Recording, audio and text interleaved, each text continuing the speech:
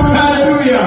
Watu wayayogera. That's how he's saying. Sitana alina kuyimba. May the Lord not be Sitana alina kusanyika kuwongo. May the Lord set that prayer on your mind. Kulino intamkazi kwa katonda ngokulaba nga katonda ataliwo. Everybody in trouble said the Lord is not there. Yayogera n'agamba mu nsi mulimu enaku. He said there is trouble in the world. Hallelujah.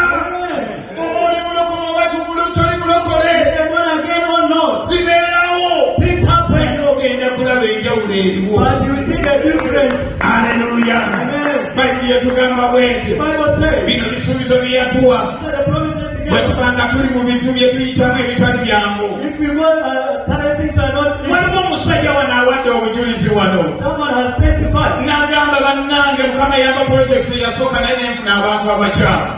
The Lord gave me the project, but I got the wrong people. Hallelujah. Osuubira tayise teyayiga mu mbeera efaanana bw'etyo. You really did God in such a situation? Katonda teyamulina nasaba namusabira nnyo n'esaba era Katonda n'awulira esaala. I prayed for that person and the Lord heard the prayer. Hallelujah. Naye n'aleka abakyamu ne bajja. And he let the wrong people to come. Kubanga pulojekiti zagenda okukwata z'amaanyi. Because the project is going to handle the Katonda alina okumuyigiriza ku pulojekiti esooka. The Lord has to teach him the first prayer. Amanyi engeri gy'asobola okulondamu abantu b'akola nabo. And choose the people he can work with. Hallelujah. Praise the Lord. Praise the Lord.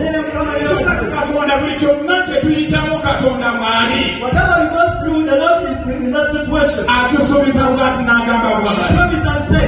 Mu Zabbuli ey'asatu olwokutaano. Psalm starts with verse 5. Atusuubiza brighter days.